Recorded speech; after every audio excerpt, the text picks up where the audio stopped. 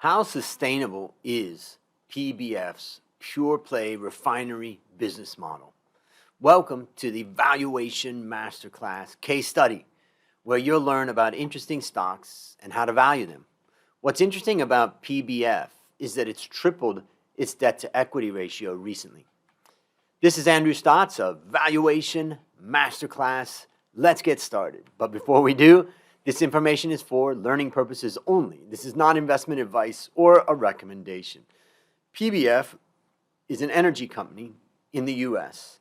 It's a pure play petroleum refinery business, mainly of gasoline, with a daily capacity of about 1 million barrels, ranked amongst the top 10 in the U.S. The question is, how sustainable is PBF's pure play refinery model? Now, there's three things to know about this company. Scaling necessary to survive in a thin margin business. High oil price could offset gains from a demand rebound. And growing environmental burden is a poison pill for the margin. Some key statistics. Well, analyst consensus is about 16 analysts. They're saying that the target price is about $14 or about a 13% downside, hence a sell. The price to book ratio is about 1.1, and dividends have been suspended for the foreseeable future. Now, my value estimate is about $16, giving about a 1% downside or a hold recommendation in this case. Let me tell you, investing in refinery companies is a volatile business, just like energy. Now, remember, an energy exploration and production company is making more and more money as oil prices go up. But a refining company, that oil is the input that then they bring into their process, and then they sell the refined fuel. And the result is higher oil prices is bad generally for a refiner. Let's break down the revenue of the company. We can see that 85% of revenue is gasoline. 98% of total revenue is coming from the refinery business. This is a pure refinery business. Yeah, there's a little logistics, but ultimately it's refinery. Now, it's had a volatile share price, but volume has provided some support. But again, the volatility in the share price is mainly because it's a refinery and it's just basically going up and down in relation to oil. Over the past year, the stock price has been highly volatile. Most recently, the 50-day moving average stayed above the 200-day moving average, which has been a good signal so far. The share price is up, now almost to its high, previous high, and, could be a little bit of a danger sign. But both lines move close together since about fourth quarter 2021, and the volume RSI has stayed slightly above the 50% line, which has been a positive signal in general. I would say entering into the stock right now may be a little bit of risk, and that's why it's hard to say that this is like a strong buy. Now, here's the story. First, scaling is necessary to survive in a thin margin business. The chart that I'm looking at here is looking at the capacity and the production of the company. And what we can see is that the capacity and production have both risen, because over the past 7 years, PBF acquired 3 refineries, which added 80% in capacity. Currently, it can produce up to almost $1 million per day, which gives it around a 5% market share in the U.S. I don't expect PBF to expand aggressively from here, but rather focus on integrating the assets that they've bought. The recent debt accumulation limits the further acquisition possibility. They have raised debt quite considerably. Now, the industry is highly competitive and dominated by large players. I'm looking at a table I've got in the slide deck, which shows the top 3 U.S. largest refinery players are Marathon, Valero, and Phillips 66. PBF is one of the others in the remaining group, like ExxonMobil, PBF, Koch Industries, or Koch Industries, and Chevron, Shell, Citgo, and BP. And basically, it's the only company within the top 10 that focuses solely on refinery. In other words, there's no marketing part of their business. All other players invest in some other part of the value chain. And large international players have access to more resources and complex refineries than PBF does. Therefore, they are most likely to maintain a higher margin than PBF. So it's operating on the edge of the industry. If we look at the second part of the story. The second story is really high oil price could offset gains from demand rebound.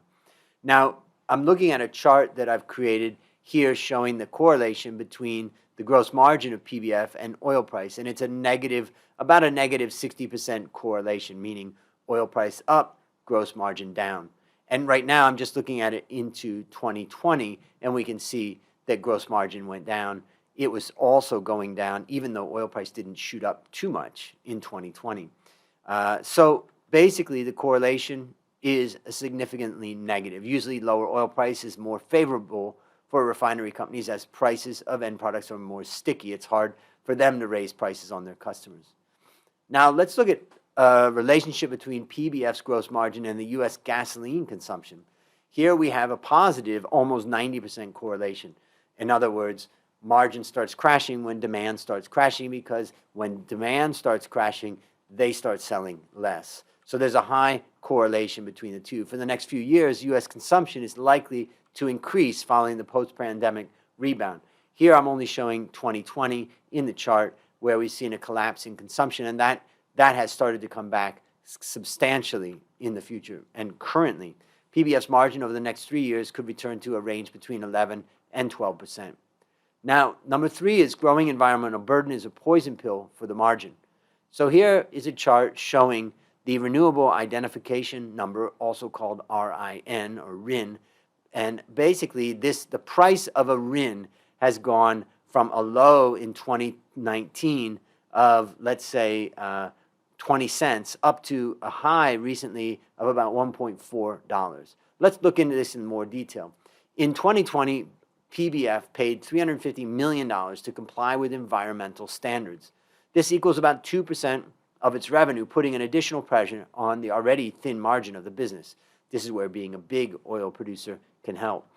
Each year, PBF is required to buy large amounts of RINs to compensate for the lack of use of biofuels in their gasoline production. In other words, they are just producing pure gasoline. So what are these renewable identification numbers anyways? Well, RINs are tickets assigned to a produced gallon of biofuel to track its further use. Each refinery is required to hold a certain number of tickets for compliance. You could get those tickets by producing gasoline with biofuel, or a combination of bio, and basically, or you can buy them. Those tickets can be traded. If a company has used insufficient biofuels, it can buy RIN tickets from other companies, which is what PBF's doing. In other words, refineries get penalized for excess use of traditional fuels in their production. Now, remember, you can scan this QR code to go to the valuationmasterclass.com blog to download all full case study reports for free, including this one, which will be up within usually 24 hours. Just go to valuationmasterclass.com and then go to the blog. Let's look at the FVMR scorecard to understand the company. This scorecard measures a stock attractiveness relative to all other companies. Attractiveness is based on 4 elements: fundamentals, valuation, momentum, and risk. The scale is 1 best to 10 worst. So here we can see, if we look at actually on fundamentals, there's a recovery, and on valuation, we can see that valuation is relatively cheap. Momentum has been strong. Let's look at risk a little bit. Here, what we can see is that the net debt to equity peaked in December of 2020 at about 225% debt to equity, or net debt to equity. That's because of their acquisitions. It previously was as low as 60% net debt to equity. Now that 225 has come down to about 170. So I would say, though it ranks poorly on risk, it's probably coming down pretty aggressively. Now, recently I created a short online course explaining my FVMR investing approach. I usually sell it for $97, but for a limited time, I'm offering it for free. Just scan the QR code or click the link below. Now, let's get into the forecast. Analysts are pessimistic about the company's outlooks. There's 16 analysts, and they're expecting about a 13% downside. Currently, there's only 1 buy recommendation, and there's no strong buys. 7 analysts recommend to hold, with another 8 recommending to sell. I think it's important to mention that when you're investing in an energy company, like exploration and production, when you're when you're investing in a refinery company, you're investing in some of the most volatile revenue streams and gross profit margin streams that you have out there, also materials. So if you invest in any of those, you are really wanting to, let's say, play the momentum. Of course, these are heavily cyclical stocks, and we tend to say buy cyclicals when they're expensive and sell them when they're cheap. The reason why we say buy them when they're expensive is because when they're expensive is when earnings collapse, and then we know because they're cyclical that earnings will eventually come back. So consensus expects another year of loss in 2021 and low margin for the subsequent 2 years, basically almost no margin. Now, if we look at the profit and loss, I contrast to the analyst consensus, and I expect the company to record a small profit in 2021.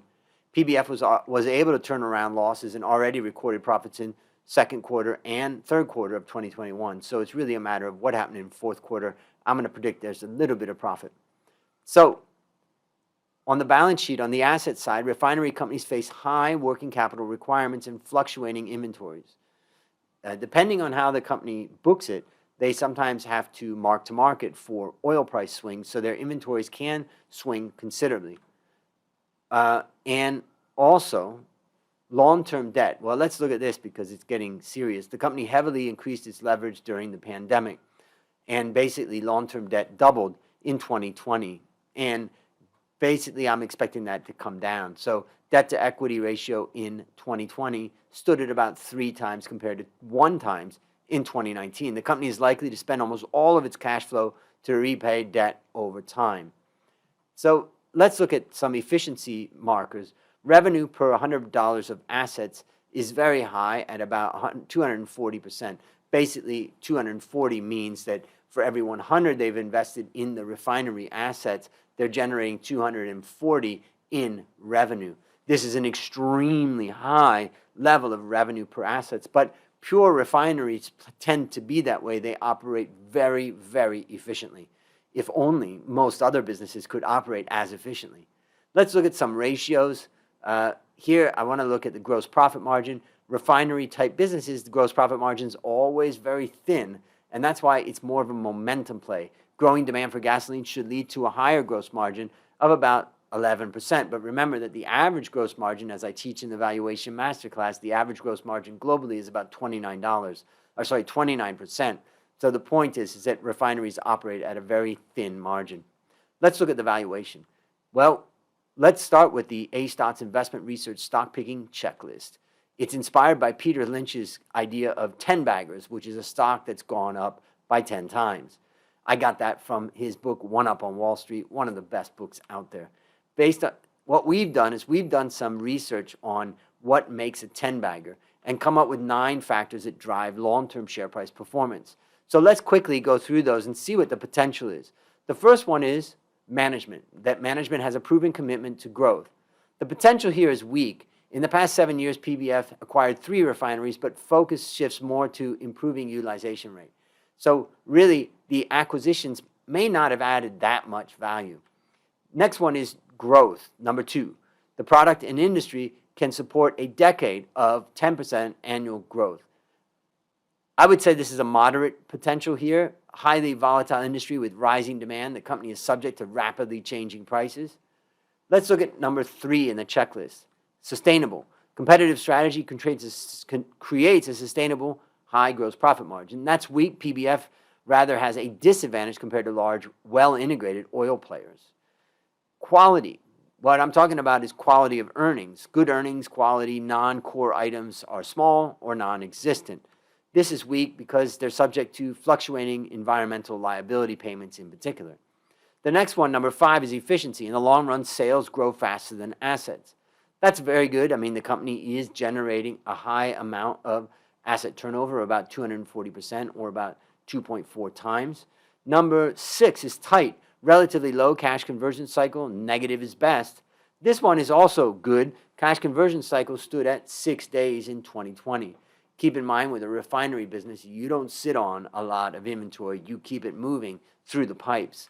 Next one is cash flow. Operating cash flow is consistently positive. This is weak. During the pandemic, the company suffered a severe loss, leading to a negative operating cash flow in 2020.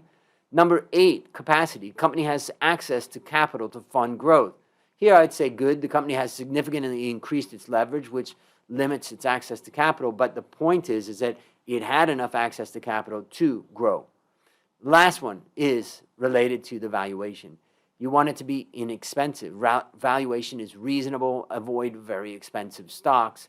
Here it's moderate, cheap on both a PE and price to book compared to the U.S. energy companies, but has a lower ROE. So I would say, based upon that, this is probably not a stock that's going to go up 5 times in the next 5 years.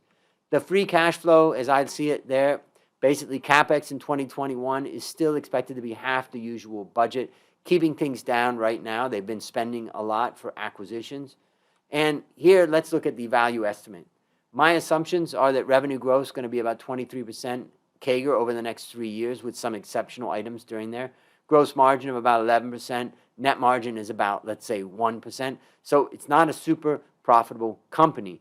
My revenue forecast is roughly in line with analyst consensus. However, I expect that the company will record a profit in 2021 as fourth quarter 2021 results should be like the previous quarter. So let's value it on the free cash flow to the firm method using a cost of equity of 15% and a WACC of 9.8 and a terminal growth rate of 2.0. You could argue maybe these are a little bit high, but I would say if the company, let's see what we come up with. Basically, the base case is a downside of about 1%, so 16. The bull case, if we were to reduce the discount rate, for instance, we can see that it goes to about $18 with an upside of about 12%. And then finally, the bear case would bring us into negative territory, down about 14%.